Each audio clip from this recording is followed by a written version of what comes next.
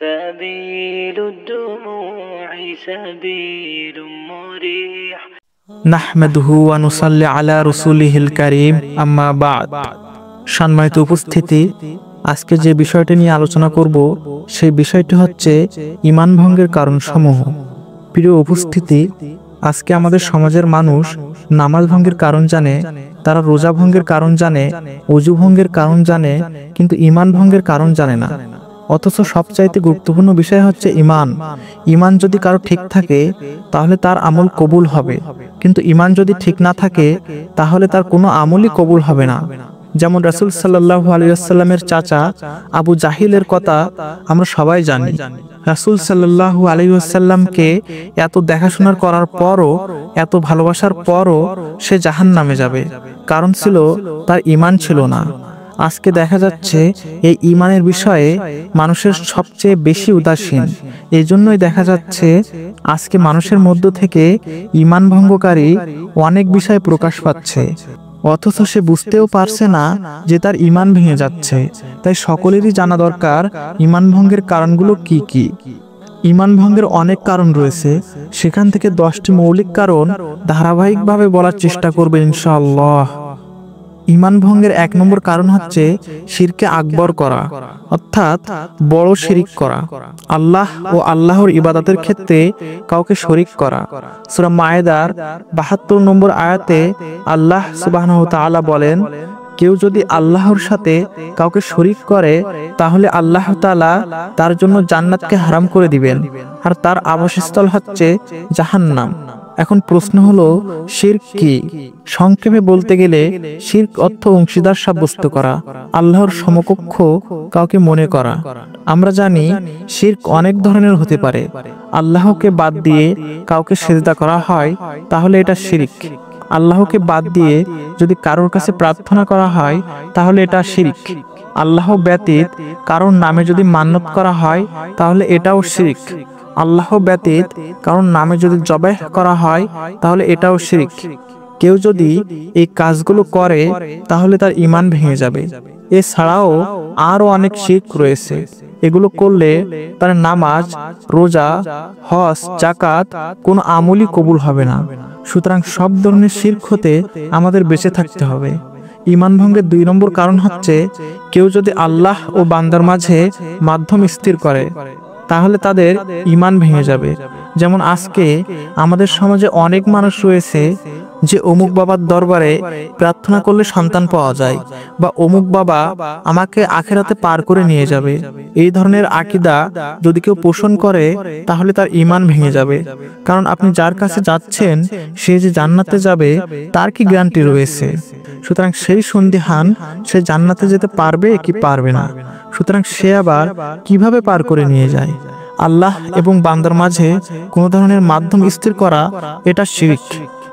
আমাদের সমাজে কিছু লোক বলে আমাদের ঈমান দুর্বল, আমরা আল্লাহকে ডাকলে হয়তো আল্লাহ আমাদের ডাকে শুনবেন না, তাই বিভিন্ন দরবারে গিয়ে ডাকি যাতে তাদের ওসিলায় আল্লাহ আমাদের ডাক শোনেন। ঠিক যেমন মক্কার কাফেররা তারা যে মূর্তির উপাসনা করত, তাদেরকে যখন বলা হতো যে তোমরা এই মূর্তিগুলোর পূজা কেন করো, তখন তারা বলতো আমরা এই মূর্তিগুলোর উপাসনা এই জন্যই করছি যে এগুলো আমাদেরকে আল্লাহর নৈকট্য হাসিল করে দেবে। সুতরাং তারা ওই মূর্তির মাধ্যমে আল্লাহর নৈকট্যশীল হতে চাইতো, এজন্যই তারা মূর্তির উপাসনা করত। আমরাও বিভিন্ন দরবারে গিয়ে ঠিক এমনটাই করি, কিন্তু মহান আল্লাহ সুবহানাহু ওয়া তাআলা পবিত্র কোরআনের সূরা বাকারার 152 নম্বর আয়াতে বলেছেন, তোমরা আমাকে ডাকো, আমি তোমাদের ডাকে সাড়া দিব। আল্লাহ তাআলা আরো বলেন, হে নবী, আমার বান্দারা যখন আমার সম্পর্কে আপনাকে জিজ্ঞাসা করে আপনি আমার বান্দাদেরকে বলে দিন যে আমি এই বান্দাদের অনেক কাছেই রয়েছি, যখন কেউ আমাকে ডাকে আমি তার ডাকে সাড়া দেই। এছাড়াও একটা হাদিসে আসছে আল্লাহ সুবহানাহু ওয়া তাআলা প্রতি রাতের শেষ ভাগে প্রথম আসমানে এসে বান্দাদের ডাকতে থাকেন, বলেন কে এমন আছে যে আমাকে ডাকবে, আমার কাছে ক্ষমা চাইবে, আমি তাকে ক্ষমা করব। তাই সরাসরি আমরা আল্লাহর কাছে চাইবো, আল্লাহর কাছে প্রার্থনা করব, কোনো ধরনের মাধ্যম স্থির করব না। আল্লাহ তাআলা প্রত্যেককে ডাকে সাড়া দেন। সুতরাং যে আল্লাহ ও বান্দার মধ্যে মাধ্যম স্থির করবে তার ঈমান ভেঙে যাবে। ঈমান ভঙ্গের 3 নম্বর কারণ হচ্ছে কেউ যদি কাফেরদেরকে কাফের মনে না করে, কাফেরদের কুফরির ব্যাপারে সন্দেহ করে বা তাদের ধর্মকে সঠিক মনে করে, তাহলে তার ঈমান ভেঙে যাবে। যেমন ইহুদি ও নাসারা সহ যারা কাফের রয়েছে, তাদেরকে কাফের মনে না করলে, তাদের ধর্মকে সত্য মনে করলে ঈমান ভেঙে যাবে। তাছাড়া ইহুদি ধর্মের মধ্য থেকেও কেউ জান্নাতে যেতে পারবে বা নাসারাদের মধ্য থেকেও কেউ জান্নাতে যেতে পারবে এমন ধারণা পোষণ করলে তার ঈমান ভেঙে যাবে। কারণ হচ্ছে ইহুদি ও নাসারারা তারা আমাদের ধর্মকে অস্বীকার করেছে এবং মুহাম্মদ সাল্লাল্লাহু আলাইহি ওয়াসাল্লামের উপর ঈমান আনেনি, সুতরাং তারা কাফের, তাই তাদেরকে কাফের মনে করতে হবে। নম্বর কারণ হচ্ছে কেউ যদি রাসূল সাল্লাল্লাহু আলাইহি ওয়াসাল্লামের আনিত সংবিধানের চেয়ে অন্য কারোর সংবিধানকে পূর্ণাঙ্গ মনে করে, অথবা রাসূল সাল্লাল্লাহু আলাইহি ওয়াসাল্লামের ফয়সালার চেয়ে অন্য কারোর ফয়সালাকে উত্তম মনে করে, তাহলে তার ঈমান ভেঙে যাবে। কেউ যদি ইসলামের আনিত সংবিধানের চেয়ে অন্য কোনো সংবিধানকে পূর্ণাঙ্গ মনে করে, অথবা রাসূল সাল্লাল্লাহু আলাইহি ওয়াসাল্লামের হুকুমের চেয়ে অন্য কারোর হুকুমকে উত্তম মনে করে, তাহলে তার ঈমান ভেঙে যাবে।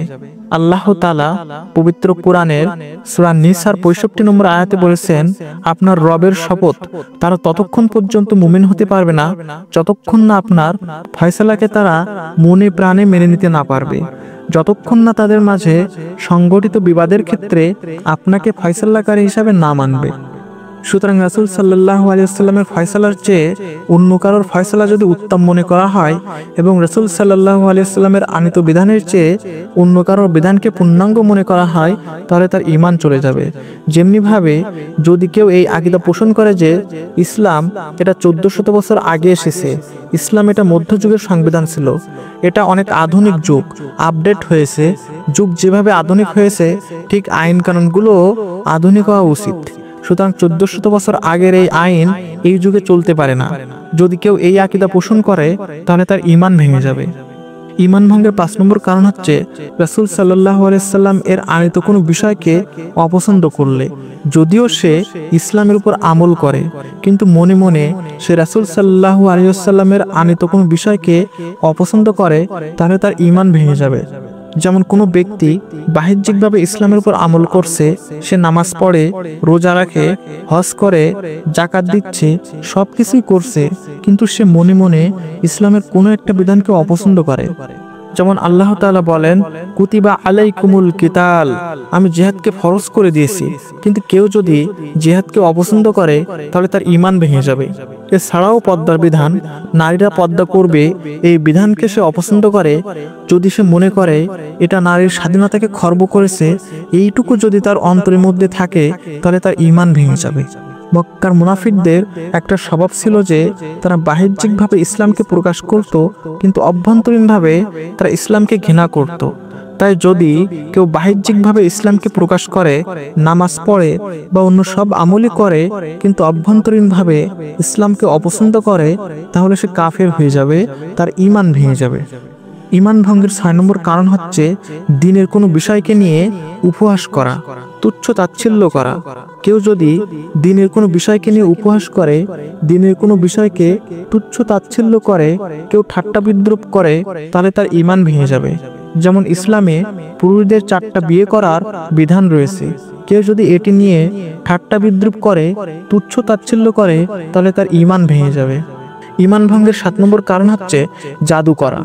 আল্লাহ সুবহানাহু ওয়া তাআলা সূরা বাকারার 102 নম্বর আয়াতে বলেন, সুলাইমান আলাইহিস সালাম কুফরি করেনি, কিন্তু শয়তান কুফরি করেছে।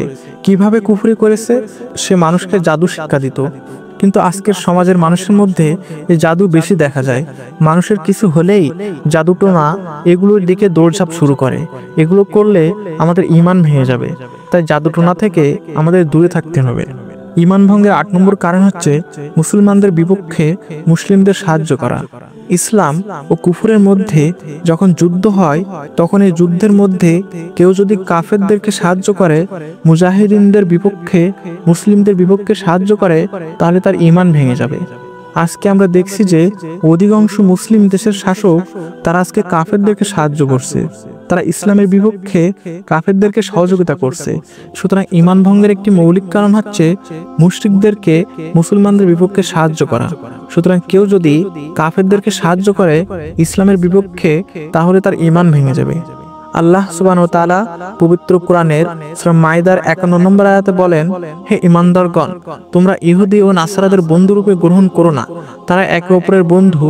কেউ যদি তাদেরকে বন্ধুরূপে গ্রহণ করে তাহলে সে তাদের অন্তর্ভুক্ত হয়ে যাবে। জালিম সম্প্রদায়কে আল্লাহ তাআলা হেদায়েত প্রদান করেন না। আল্লাহ তাআলা এই আয়াতে স্পষ্ট রূপেই বলেছেন, কেউ যদি তাদেরকে বন্ধুরূপে গ্রহণ করে, তাদেরকে অভিভাবক রূপে গ্রহণ করে, তাহলে সেও তাদের অন্তর্ভুক্ত। সুতরাং আজকে যারা ইসলামের বিপক্ষে, মুসলমানদের বিপক্ষে যে যুদ্ধ চলছে, সমস্ত ক্রুসেডাররা একত্রিত হয়ে মুসলমানদের বিপক্ষে যে যুদ্ধ করছে, এই যুদ্ধের মধ্যে যারা আজকের কাফেরদেরকে সাহায্য করছে, তারা তাদেরই অন্তর্ভুক্ত। সুতরাং কেউ যদি মুসলমানদের বিপক্ষে কাফেরদেরকে সাহায্য করে, তাহলে তার ঈমান ভেঙে যাবে। ঈমান ভঙ্গের 9 নম্বর কারণ হচ্ছে কাউকে শরীয়তের ঊর্ধ্বে মনে করা। যে কেউ শরীয়তের বাইরেও থাকতে পারে এমনটা ধারণা করা। এমনটা ধারণা করলে ঈমান ভেঙে যাবে। সবাই শরীয়তের মধ্যেই থাকবে। আধ্যাত্মিকতার চূড়ান্ত পর্যায়ে গিয়ে সাহাবায়ে কিরামরা কখনো শরীয়ত বিরোধী কোনো কাজ করেননি। সুতরাং কেউ শরীয়তের বাইরে যেতে পারবে না। ইসলামই আল্লাহর নিকট মনোনীত ধর্ম। আল্লাহ তাআলা সূরা আল ইমরানের 19 নম্বর আয়াতে বলেন, ইন্নাদ-দীনা ইনদাল্লাহিল ইসলাম, নিশ্চয়ই আল্লাহর নিকট একমাত্র মনোনীত দিন হচ্ছে ইসলাম। আল্লাহ তাআলা আরো বলেন, ওয়ামাই ইয়াবতাগি গায়রাল ইসলামি দীনান ফালাই ইউকবালা মিনহুম ওয়া হুয়া ফিল আখিরাতি মিনাল খাসিরিন।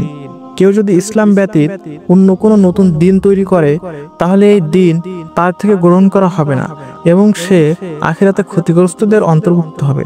সুতরাং এই জামানায় যদি ইসলামের উপর থাকতে হয়, তাহলে ইসলামের শরীয়ত মেনে চলতে হবে। ল্যাংটা ফকির আল্লাহর ওলি হতে পারে না। সুতরাং কাউকে শরীয়তের ঊর্ধ্বে মনে করা যাবে না।